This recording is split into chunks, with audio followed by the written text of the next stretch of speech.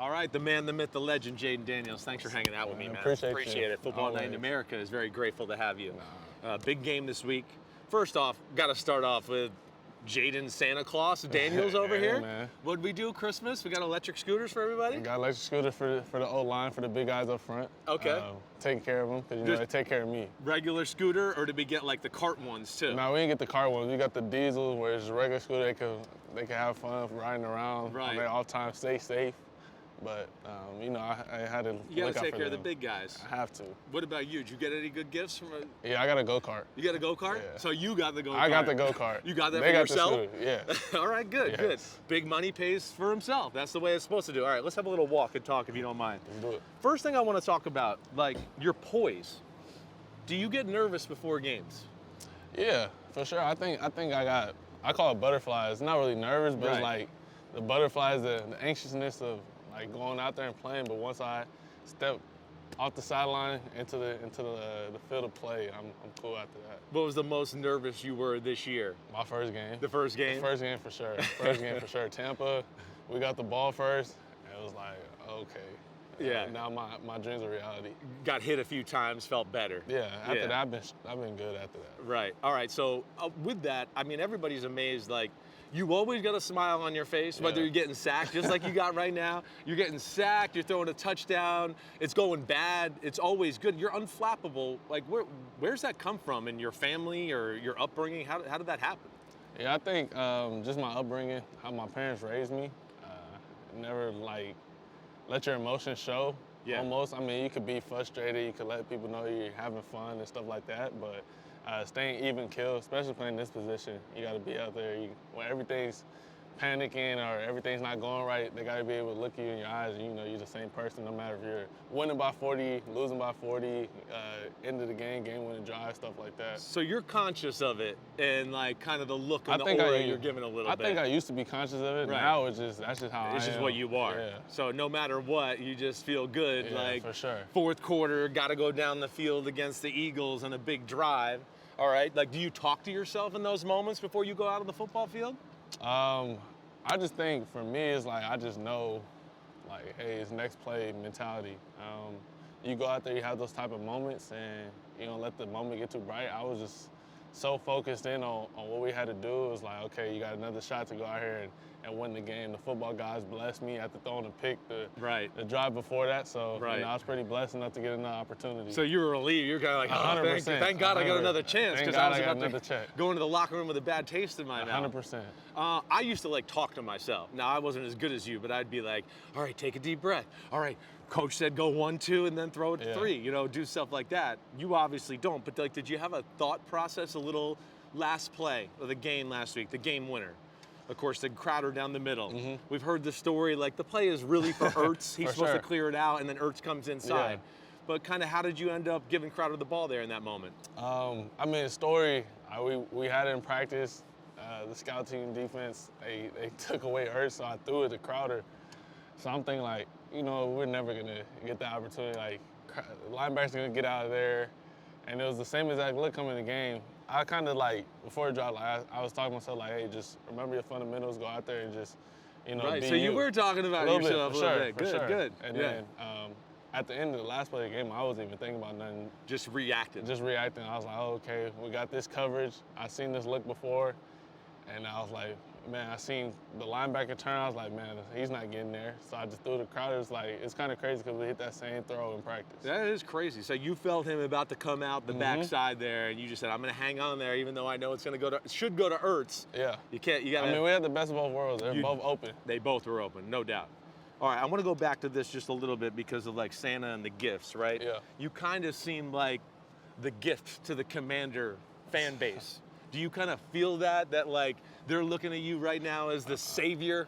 I mean, I don't say I feel it, but I mean, you can hear the buzz around town and everything. Right. Everybody's always excited to see me, and you know, they let it be known. They're very expressive of how they feel, whether it's on social media, when I'm at the games, if they see me somewhere in the store, everybody's just so excited to, you know, get back to the winning that we've done this year. Are you aware of like the history of the franchise? Like when I grew up in the 80s, right? I'm an old man 80s guy, right? Yeah. I mean, the Washington franchise, the Redskins, the Commanders now were like the team. Are you aware of that history? 100%. I mean, we got a legend in here, Doug Williams. So you know Big Doug. I know, right. And DQ does a great job of, not letting that go unnoticed. He always talks about the past and, man, these what these guys did, and just how they played. I mean, we had Darryl Green come back, Joe Gibbs. You got Doug in here, so I mean, it's always great to have those guys around. So Joe Theismann. Yeah, I know Joe Theismann. All those guys come back around. Right. Damn, changed his name to rhyme with Heisman. Joe Theismann, crazy Jersey guy like me. The next thing I think I just want to hit on is really like your playing style. First thing is your throwing mechanics. How are they so repeatable? It just seems effortless. I talk about on TV all the time. It's like you never miss a target. I know you miss every now and then, but it feels like when somebody's open, you hit it. Where did you get that? Who taught you your throwing mechanics growing up? I think it's just going over reps. I had a quarterback coach early on as like a mentor to me now, Ryan Porter. Back home in California, he helped me out, and then I work out 3D QB with Taylor Kelly. Yeah. And then when I got there, I kind of started understanding the biometric side of stuff, and the more reps you get, and like, oh, okay, this is how it feels, and when it doesn't feel right, you kind of know, okay, this is what I need to do. So just constantly talking to them, be conscious of your feet, everything else will follow. Yeah. But for me, that's kind of where I just get it from. It's like, man, over these past couple years, 2 years, man, I got so many reps in, I kind of know, like, okay, this is gonna be a good bar. You this feel might like be a short, machine. I mean, and, stuff like that. I mean, it's kind of like I say like when a basketball player shoots a ball, they kind of know when it's going in or not. Yeah. You could feel when it comes off your hand the right way, and you go, oh, that's coming out the right way, right where I want it. Nice spiral, all of that. Did you got baseball in your background at all? No baseball. I didn't think you did. No baseball. Right? It's so popular right now with the Mahomes sidearm stuff and all of that. But I could tell you've been, what, basketball? Basketball, football. Track, and football. Okay. All right. So that leads us into our next thing is your legs a little bit. Yeah. You run like a wide receiver. I mean, you're legit. When did you know you were like fast or one of the fastest guys on the team? I mean, growing up, I ran track, so I kind of always knew I was one of the fastest on the team. And then in college, you race, like, I used to race against the receivers at LSU. So I used to race against Brian Thomas, Malik Neighbors, those type of guys. So it was always good competition, and you just trying to find a way to challenge yourself every time. How did those races? I'm faster than him. They can see this now. I'm faster. He's faster than I'm faster than Malik Neighbors and Brian Thomas. You got that? Both of you, just receivers. You're not the quarterback god over here. He's faster. Okay, all right. So a lot of talk, about your running, your throwing, incredible. How about the other aspect of the game, which you were like kind of dissected about? You're supposed to be hurt by now. You didn't know that? You weren't supposed to be able to take this NFL pounding. You're supposed to be on the ground here with like an outline around you. How have you dealt with that? I mean, it's football. At the end of the day, you're going to get hit. Right. You just got to be smart about it. And when I got here, DQ and them and Cliff, they all said, hey, we don't want them to change. But, when Coach Henry used to tell me this, like, hey, when the journey's over, the journey is over. Just protect yourself, live to see another play. So over the time of this season, it's kind of grown even more. I mean, it's getting colder outside. You don't really want to get hit as much. Right. But, when the game on the line, you might have to take a little hit. A little more of a chance, right? For sure. Have you had to do an extra emphasis on your weight through this season? Like let me eat the extra meal, or? No, I think for me, have a routine that's consistently the same, and it's like, okay, when I weigh in, this is what I usually weigh in at. Right. And then from there, it's like, okay, I feel good, and this is kind of what I talked about with them. Was like, hey, this is the weight I feel good at. Around 205, I feel good around there. Right. And then, they respect it and everything, so I always weigh in around there. Might weigh a little heavier one day. Yeah. But it still doesn't change. I mean, if you get hit, you can be 250 and get hit. You can be 185 and get hit. They hit you the right way, you're in trouble. 100%. How do you balance, like so many times when quarterbacks can run like you, right? I played against Michael Vick and all these guys where the first guy's not open, I'm running. Yeah. You don't use that as a crutch. You kind of only run when you have to. Yeah. What's your thought process as far as staying in the pocket, reading coverage, and then when to get out of jail to run and use those legs? Yeah, I think just the understanding of the offense and kind of eliminating where to go with the ball. It's like, okay, if this is not open, I know 2 is here. And then by that time, it was like, okay, maybe 3. If not, let's get a scramble drill because those guys on the other side of the ball, they make plays and they get paid to make plays too. So Yeah. you don't want to take no sacks, you don't want to get hit. But from there, it's kind of just understanding, okay, 1, 2, all right, maybe Give a O-line peek. got big, get a peek. Okay, Let's right. go in the scramble drill, keep your eyes up down the field. Because, I mean, that's kind of when I got here, that's where all the plays are really made, in those scramble drill type of modes. Right. You know, the receivers working, they do a great job. So 1, 2, 3, run. That's kind of your general Maybe, thing. yeah. Maybe against the Eagles, it's 1, 2. Let me take a peek, and then do something like that. Maybe. I mean, it depends how the game goes. Right. But my guys do a great job of getting open. Definitely, and protecting all right too. Has anything been hard this year? What's the hardest thing of the NFL season to you? How long the season is. Okay, all right. How long the season is. I mean, from pre-draft, you know, you were working out for the combine. You go to the combine pro days, draft, mini camp, OTAs, all that, man. It's been long. It's a grind. And I mean, that's what kind of everybody told me. I was like, in the back of my mind, you hear it like, man, your rookie year is gonna be the longest year of your career. It's like, you know, you kind of like, okay, I understand, I hear you. I don't really understand it till you get into week 12, Right. and the college season's about to end, Yeah. and I was like, man, I got You got a 6, 7 whole lot more more games. left. Like, yeah, it's crazy. Right. It is trouble. Well, you got a good offseason coming. Let me just Oh, tell you. man. One is coming for sure. I mean, you got money in your pocket, all of it. All right, I got to ask you about the draft class, right? I mean, there's always like Magic Johnson, Larry Bird, when they were playing against each other, they'd wake up and check the paper to see how they did. You must scope out the draft class and what's going on with the other rookies, right? Man, I mean, I'm excited for everybody in our draft class. I think my draft class was kind of like super tight knit. I mean, especially off the quarterbacks. So you guys got along together off the field For really sure. well too. Yeah. I mean, I keep up with all those guys and how they playing. I mean, I'm obviously playing Mike this week. Right. And I talk to Mike. We always checking on each other. I keep up with what Bo's doing. He's doing a phenomenal job. Caleb over there doing his thing. Yep.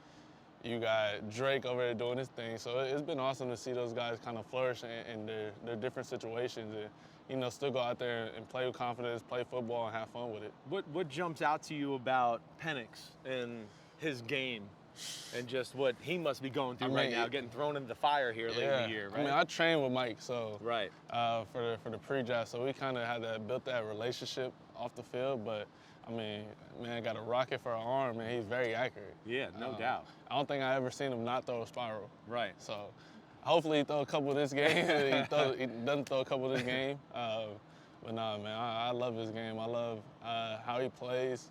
He's extremely accurate.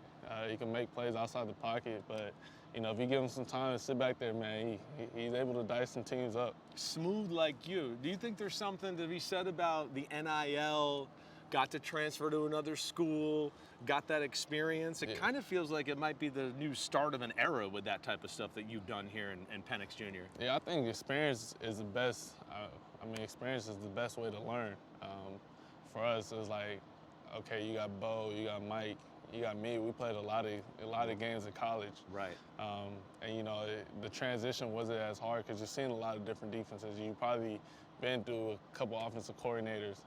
You kind of been through that adversity. So everybody has a different path in life, but I think that does help out a lot is just going out there and really just being able to gain experience off the field. And I think as our careers go on, I think that everybody's going to kind of go out there and have their own career, and hopefully everybody's blessed enough to have a great one too. Did you send Caleb a scooter or anything for stealing that game with the Hail Mary and all that? Man, you played Grinch on Caleb. What? How dare you? Man. Caleb's a phenomenal player, though. Yeah. I got nothing but respect for him. All right. If you have to choose one of these, you got to choose one, all right? Don't give me this bullcrap answer, all right? Bet. Heisman, number 2 pick in the draft, or Washington starting quarterback, playoff bound. Like, which one of those are you going to choose? Yeah, they're all damn good. They're all good. They are. Man, I got to go right now, Washington. Yeah. You know, Washington quarterback, I got to go right now. I mean, this franchise has been nothing but great to me ever since they called my name, man. It's been nothing great, but to me and my family, they show us love. They embraced us all. So, I mean, I got to choose that. Even though I love the Heisman. Man, see, Heisman. I love the Heisman, man. You know, I love the Heisman. We know you do. All right, that's a good one. All right, last one. The guy lied. Was there motivation in the draft that you got pegged as the number 2 guy so quickly? Like, did that put any chip on your shoulder at all? Nah, I think for me it was like, hey, chips gonna fall where they fall. Yeah. And like I said, it's nothing but respect for the guy that went before me. He's a phenomenal player, and I can see why people had him there. Just the talent that he has, I just happened to be number 2. So, I mean, I wasn't really having any extra motivation or anything about that. I was like, hey, man, I'm just going out there and play football. All right. That's a good answer. You're pro, man. You are a smooth rookie. Appreciate you. Why are you wearing number 5? Reggie Bush. Okay. Growing up Southern California. Right. You know, USC around that time. Yeah, of course. Seeing what he was doing. Right. So, for sure, Reggie. All right, that's good. You don't see quarterbacks pick numbers that are not quarterbacks often. Hey, man, I was a big Reggie Bush You know fan. why I wore 2? Not that I expect you to even know what number I am. I wore 2 because of Dion and Derek Jeter. There's nothing wrong with that. You know, I was just like, damn, that looks cool. I mean, I couldn't run like that, but I was just like, damn, that looks cool in a uniform. And nobody was 2 at quarterback, so I was like, oh, That makes I'll sense. try to make it. Nobody big time ever has been 5. You could be the first one ever to Trying really. to. Yep, I know. You're on your way. Man, appreciate Good luck, you. all right? Yep. Nothing but the best. I'm seriously ultra Appreciate impressed by you. I appreciate you. I don't know how if you see our show. I do. You do? I do. All right. Well, I've been steady kissing your No, all year. I every watch segment. football. I for sure see. I watch football for sure. Yeah. So you're a junkie. I'm I know a junkie. you are. You go home when the game's over. You want to see what's going on and do all that, right? 100%. I know. It's amazing though how sometimes like some guys are like, the game's over and they're like, I don't really check out football until. I got to see what's going on. I love to watch football. I know. I'm obsessed that way too. That's good to hear, man. It's going to take you places. You know that. All right. Good luck. Get out of Man, here. appreciate See ya. you. Hi, I'm Mike Tirico, and thanks for watching. Make sure to hit subscribe for the latest news and highlights from NBC Sports.